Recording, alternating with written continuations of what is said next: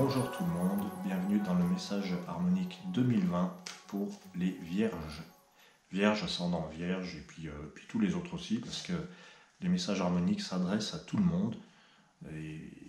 Mais c'est vrai que là, on va focaliser sur les vierges.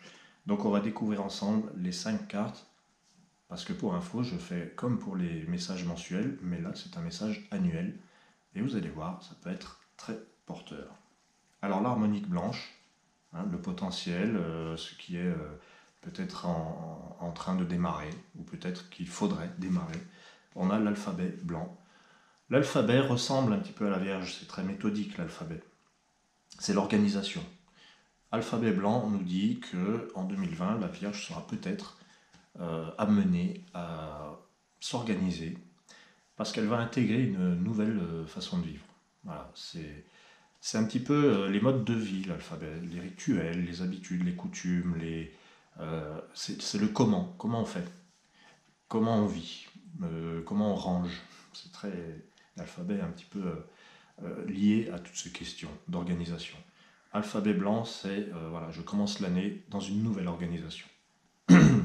La question c'est est-ce que je suis prêt ou prête à intégrer cette nouvelle organisation, cette nouvelle place. Ça peut être une nouvelle place dans la société, ça peut être un nouveau statut, ça peut être dans les papiers, c'est ça, sur vos fiches de paie, il y a des trucs qui vont changer, pourquoi pas. Alphabet blanc, c'est ça, on intègre un nouveau monde. Monde dans le sens ensemble organisé.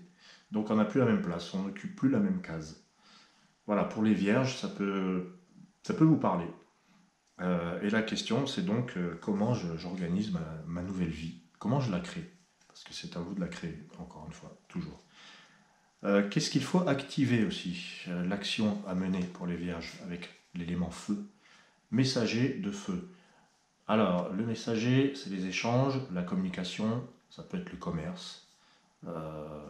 Messager de feu vous dit de vraiment bien penser à être un émetteur, à parler, et un récepteur, à vraiment être sur les deux plans.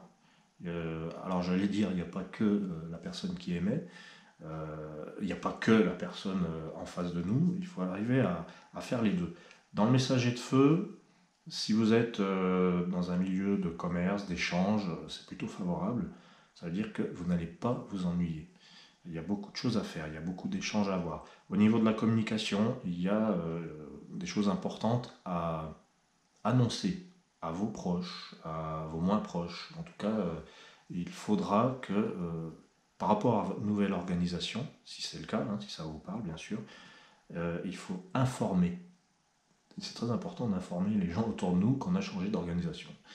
Messager de feu, c'est ça. C'est vraiment l'importance du dialogue. En vent, donc l'élément vent, les vierges, vous avez le sphinx de vent. Donc là, il est question dans votre nouvelle organisation d'alphabet blanc, il est question de réunir toutes les conditions pour vous. C'est la réunification, le sphinx. Moitié homme, moitié animal, et là, dans ce cas-là, moitié homme et moitié femme même. Et l'idée, c'est de tout rassembler et de faire en sorte que la diversité des choses qui sont dans votre vie ne vous pose pas problème dans votre organisation. Sphinx de vent vous dit simplifiez-vous la vie. C'est pas aussi compliqué qu'il n'y paraît. En plus, avec l'alphabet blanc en premier, bon, l'alphabet c'est un signe de logique, qui aime bien que 1 plus 1 égale 2, que B soit après A et non pas l'inverse. En fait, c'est assez simple. Je reviens sur l'alphabet blanc, il nous dit aussi que les choses se mettent en place par elles-mêmes. On peut arriver à ça. C'est-à-dire que si on se stresse parce que mais comment je vais faire pour m'organiser, déjà on se complique la vie. Et puis le sphinx peut être très complexe. Parce que le sphinx c'est quand même celui qui pose des énigmes dans la mythologie. Donc c'est pour ça qu'en harmonique, le sphinx, il est sur cet axe compliqué, pas compliqué. Et il est un peu là-dedans. Donc avec le sphinx devant, on vous dit simplifiez-vous la vie, faites au plus clair, au plus limpide pour vous. Sinon, vous risquez d'avoir des contradictions. Ça peut être pénible. Le sphinx devant, il vous met dans des contrariétés parce que ça ne colle pas.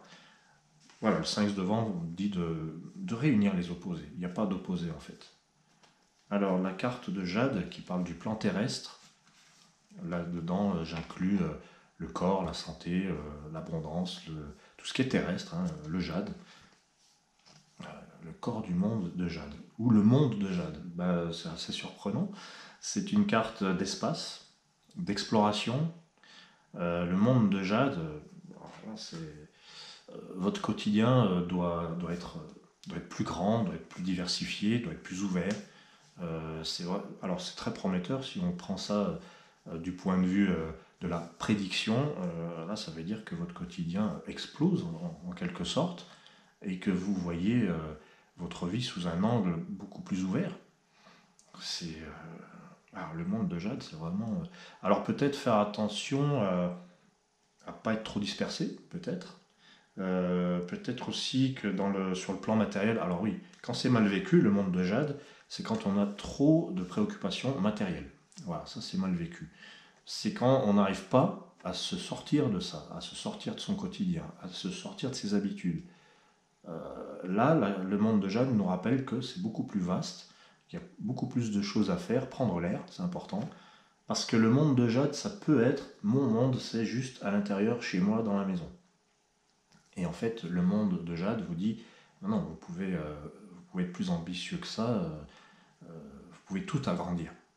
Il y a vraiment l'idée d'agrandissement avec le monde de Jade. Et de se sortir de sa cage, de se libérer un peu, hein, quand même.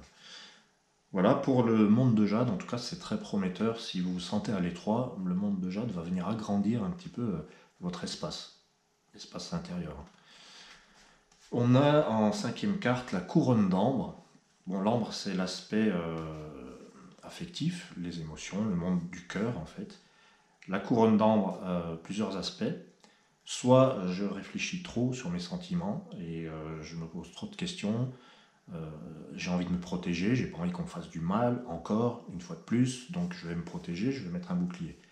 La couronne d'ambre, elle se veut un peu rigide, elle se veut un peu sur la défensive.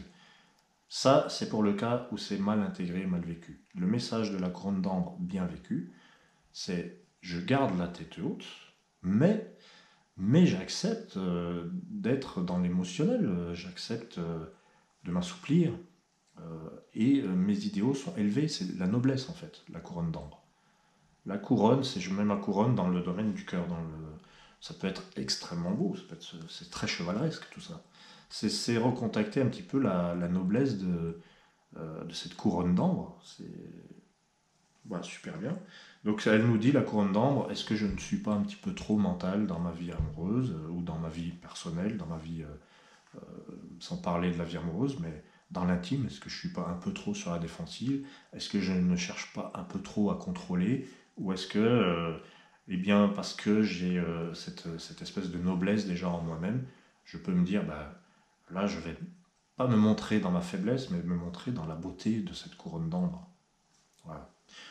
C'est très prometteur en tout cas, et 2020 vous annonce donc nouvelle organisation, simplifier les choses, beaucoup d'échanges et agrandissement de votre espace.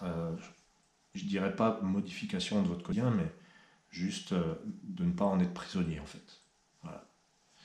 Je vous remercie d'avoir suivi ce petit message, c'est toujours très réjouissant pour moi, et je vous souhaite de bonnes fêtes de fin d'année, je vous dis à très bientôt.